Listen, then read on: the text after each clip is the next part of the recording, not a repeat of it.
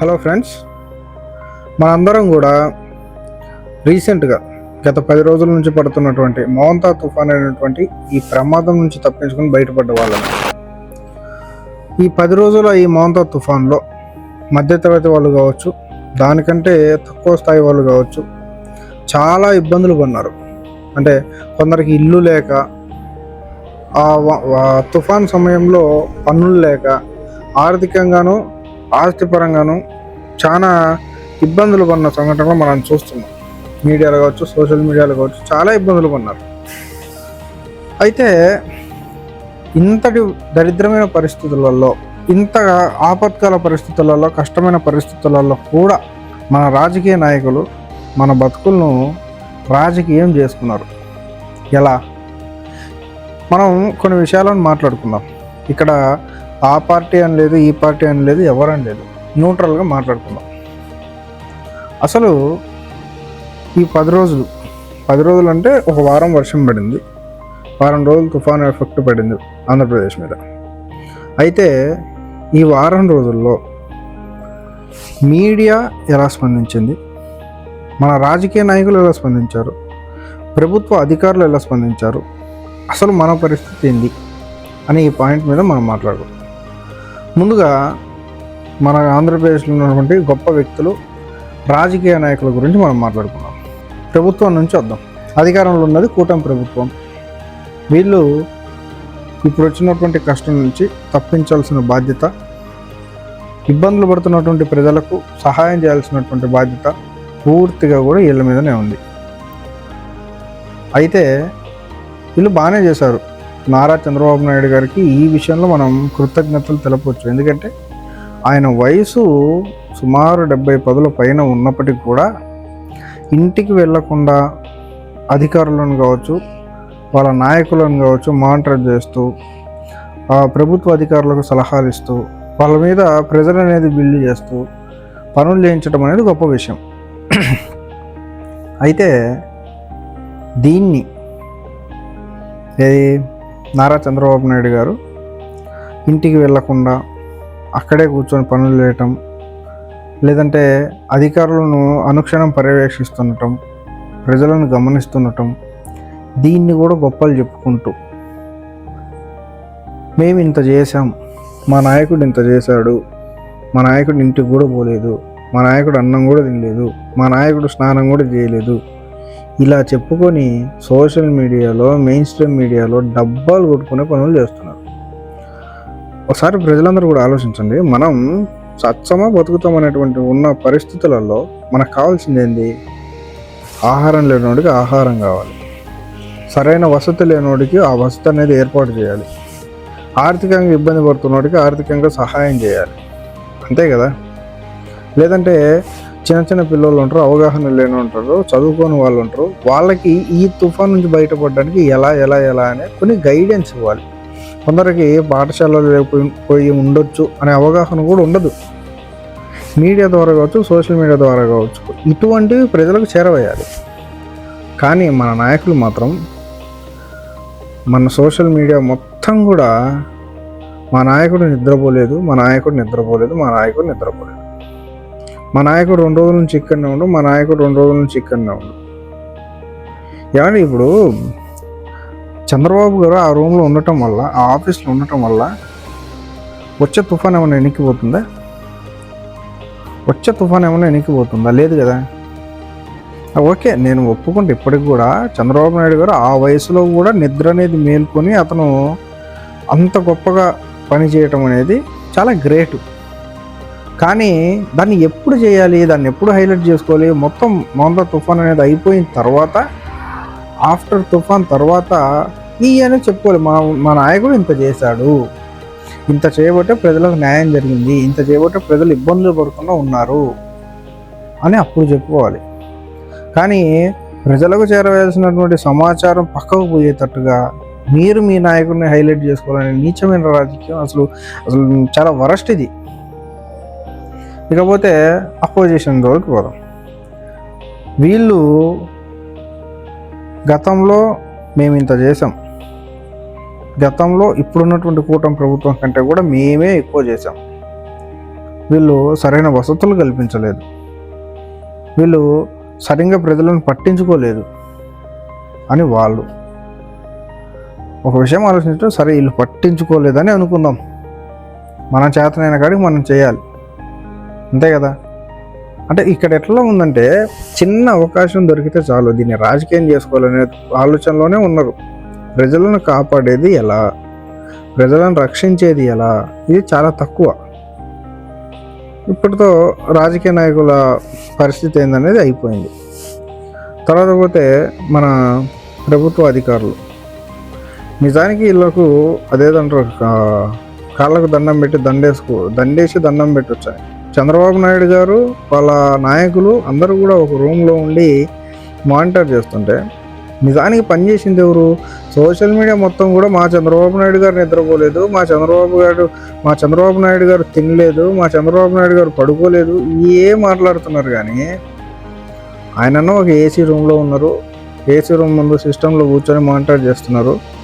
కానీ ఆ తుఫాను కూడా తడుస్తూ తన కుటుంబాలని పక్కన పెట్టి వాళ్ళ బాగోగులు జాగ్రత్తలు చూసుకోకుండా, వాళ్ళ ఆరోగ్యం గురించి ఆలోచించకుండా ప్రజల్లోకి వెళ్ళి రోడ్డు ఎక్కి ఒక యుద్ధమే చేసింది ప్రభుత్వ అధికారులు.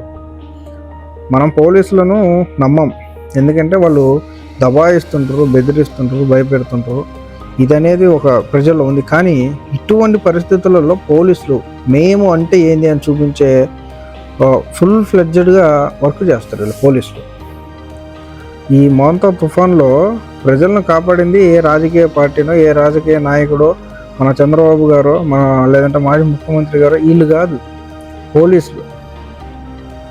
ఇక్కడ పోలీసులకు కూడా ఒక ఫ్రీడమ్ అనేది ఇవ్వాలి. ఇలాంటి పరిస్థితుల్లో, ఆపత్కాల పరిస్థితులలో ఒక నాయకుడి నుంచి గైడెన్స్ అనేది రావాలి, ఒక నాయకుడి నుంచి ఉత్తర్వులు అనేది రావాలి, ఆ నాయకుడు చెప్తేనే ఇది జరగాలి అనేది కాకుండా, ఇటువంటి పరిస్థితులలో స్వతంత్రంగా వీళ్ళే ఆలోచనలు, స్వతంత్రంగా వీళ్ళే, అంటే ఇప్పుడు పోలీసులందరికీ ఉండే పై అధికారి చెప్పిందే చేసేటట్టు ఉండాలి. ఎందుకంటే వీళ్ళకు ఏ పార్టీతోటి సంబంధం ఉండదు కాబట్టి న్యూట్రల్గా పనిచేస్తారు. రాజకీయ పార్టీలు ఎట్లా అంటే, అదేదో సినిమాలో ఉంది, పంచే పులిహోర ప్యాకెట్ల మీద స్టిక్కర్లు అంచుకునే బతుకులు రాజకీయ నాయకులే. కానీ పోలీసులు అలా కాదు కదా. ముందు మనం సేవ చేయాలి ప్రజలకు, ఇటువంటి పరిస్థితుల్లో మనం నిలబడాలనేది పోలీసుల ఆలోచన. కాబట్టి ఇటువంటి పరిస్థితులలో ప్రభుత్వ అధికారులు మాత్రమే మెచ్చుకోవాలి. ఈ మోంతా తుఫాన్లో పూర్తిగా కూడా 99% ప్రజలకు సేవ చేసింది కేవలం ప్రభుత్వ అధికారులే. మన ప్రజానాయకులను చెప్పుకుంటున్నటువంటి రాజకీయ నాయకులు దొంగలు. వీళ్ళు చేసింది చాలా తక్కువ, కానీ క్రెడిట్స్ మొత్తం కూడా వీళ్ళకే. ఈ వారం రోజుల తుఫాన్లో ప్రభుత్వ అధికారులు చేసినంత పని ఏ నాయకుడు వచ్చి తిరిగి చేశాడు? ఎవరన్నా నాయకుడు ప్రజల దగ్గరికి వెళ్తే మళ్ళీ వాళ్ళకు చుట్టూ 4 పోలీసులు, అటు సైడ్ 2, ఇటు సైడ్ 2. అంటే వీళ్ళు బయటికి కదలడానికి కూడా మళ్ళీ పోలీసులే కావాలి. పోలీసులు సేవ చేశారా, ఇంకా రాజకీయ నాయకులు సేవ చేశారా? ఇంకా చెప్తే వీళ్ళు ఎందుకు వస్తారో తెలుసు? అసలు ఫోటోలు దిగి, వీడియోలు దిగి సోషల్ మీడియాలో వైరల్ చేసుకోవడం కోసమే ఈ నాయకులు వస్తారు. ఒక గొంది తిరుగుతారు, అయిపోయింది. ఇంకా అంటే ఒక మండలంలో గొంది తిరిగితే మండలం సమస్యలని తెలిసినట్టేనా? ఇట్లాంటి నీచమైన రాజకీయం మన ఆంధ్రప్రదేశ్లో ఉండేది, దాన్ని హైలైట్ చేసుకునే ప్రయత్నం. ఇకపోతే మీడియా, మన ఆంధ్రప్రదేశ్ మీడియా గురించి మాట్లాడుకోవడానికి సిగ్గుచేటు. TV5, ABN, తర్వాత పోతే మహా టీవీ, కొన్ని పత్రికలు, వీళ్ళు ఎంత డబ్బా కొట్టుకుంటున్నారంటే సంవత్సరం మొత్తం వీళ్ళు చంద్రబాబు సంకనాగుతారు, సంవత్సరం మొత్తం వీళ్ళు టీడీపీ సంకనాగుతారు. కనీసం ఇటువంటి కష్టమైన పరిస్థితుల్లో, ఇటువంటి ఆపత్కాల పరిస్థితులలో అయినా కూడా న్యాయంగా, ధర్మంగా బతుక్కు సిగ్గు తీసుకుని కడుపుకు అన్నం దీన్ని పని చేయొద్దా? ఆలోచించండి. ప్రజలు సచ్చరో బతుకుతారో తెలియనటువంటి పరిస్థితులలో వాళ్లకు ఇలా ఉండండి, ఇలా ఉండండి, ఇటువంటి జాగ్రత్తలు తీసుకోండి అని మీరు చెప్పాల్సింది పోయి, మీ ద్వారా తెలియజేయాల్సింది పోయి, చంద్రబాబు నాయుడునే జోక్కుంటూ బతుకుతుంటే, ఆయన ఏదో ఛానల్లో చూశాను, మహా టీవీ అనుకుంటా, ఆయన ఆయన వార్తలు చదువుతున్నట్టు కూడా ఉండదు. ఆయన ఏదో నిద్ర పంపులో లేచి వచ్చి ఎవరికో కథలు చెప్తున్నట్టుగా ఉంటుంది. ఆయన మాట్లాడుతూ కుదరలేదు, కానీ చంద్రబాబు నాయుడు గారికి తుఫాన్ పట్టుకొని ఇనికి పంపించే అవకాశం ఉంటే అంతటి సాహసమైన చేస్తాడు, కాబట్టి కుదరలేదు, పాపం చిక్కలేదంట. ఓ పని చేయండి సార్, TV5 సాంబా గారు కావచ్చు, మహా టీవీ వాళ్ళు కావచ్చు, ABN వాళ్ళు కావచ్చు, చంద్రబాబు నాయుడు గారు కావచ్చు, వీళ్ళందరూ కూడా చేతబడి నేర్చుకోండి. మొన్న చంద్రబాబు నాయుడు గారు ఆ రూమ్లో కూర్చొని మానిటర్ చేసేటప్పుడు వైసీపీ వాళ్ళు ట్రోల్ చేసింది. ఇది ఇస్రో కంపెనీ లాగా, వాస్తవానికి అట్లానే ఉంది. అది అంతమంది సిస్టమ్ ముందు కూకొని దేనికి లాభం? మీరందరూ సిస్టమ్ ముందు కూకున్నంత మాత్రాన ఏమన్నా ఉరుగుతుందా? వచ్చే తుఫాన్ ఏమన్నా ఇనికిపోతుందా? లేకుంటే మీరు సిస్టమ్ ముందు కూకున్నంత మాత్రాన తుఫాన్ భయపడుతుందా? అందరి సిస్టంలలో ఉండేది ఒకటే కదా. మీరు ఎందుకు అంత బిల్డప్లు ఎందుకు?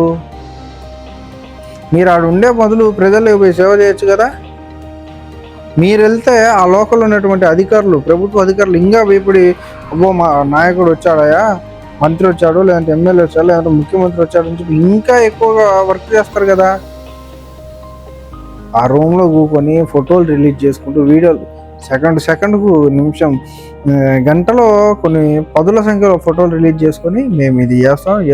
సిగ్గుండాల బతుకులకు. ప్రజలు సత్య పరిస్థితులు ఉన్నప్పుడు కూడా మనల్ని మనం హైప్ చేసుకునేది ఏంది? దీనికి తోడు మీడియా, వాళ్ళ సంఖ్య నాకే మీడియా.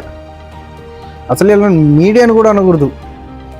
ప్రజలకు ఈ మోంతా తుఫాన్లో ప్రజలకు నిజాలు తెలిపింది, న్యాయం అనేది ఇలా ఉండండి అని తెలిపింది, గైడెన్స్ ఇచ్చింది కేవలం సోషల్ మీడియా మాత్రమే.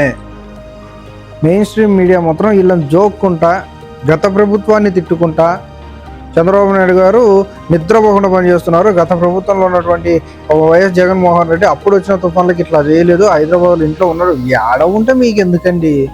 ఒక రూమ్లో ఉండటం వల్ల ఒరిగేది ఏమన్నా ఉందా?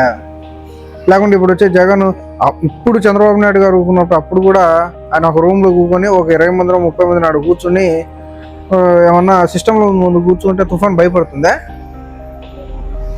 లెక్కలు బయటకు రావు. కానీ ఈ వారం రోజుల తుఫాన్లో ప్రజలకు ఎంత ఖర్చు అయింది, అలానే అక్కడ చంద్రబాబు నాయుడు గారితో పాటు ఉన్నటువంటి ఆ రూమ్లో ఉన్న వాళ్ళ ఖర్చులకి ఎంత అయింది అనేది బయటికి తీస్తే ప్రజలకైన ఖర్చులో 30% అలా ఉంటుంది. అంటే 5 కోట్ల మంది జనాలకు అయ్యే ఖర్చులో కేవలం అక్కడ ఉన్నటువంటి 20-30 మందికి 30% ఖర్చు అయింటుంది. మీరు చేసిన ఉపయోగమా? పని చెయ్యాలి అనేటువంటి ఆలోచన గొప్పదే, కానీ దాన్ని ఎలా చేయాలనేది కూడా ఒకటి ఉంటుంది. దాన్ని కూడా రాజకీయం చేసుకోవటం కోసం చేయటం అనేది మరి దారుణం, నీచం. కొంచెం కడుపుకు అన్నం తిని మాట్లాడాలి. ఎవరైనా కూడా కడుపుకు అన్నం తిని పనులు చేయాలి. ప్రజలు ఇటువంటి పరిస్థితులు ఉన్నప్పుడు కూడా మన రాజకీయం చూసుకుంటే అసలు మిమ్మల్ని ఎంత కాడికి నమ్మాలి?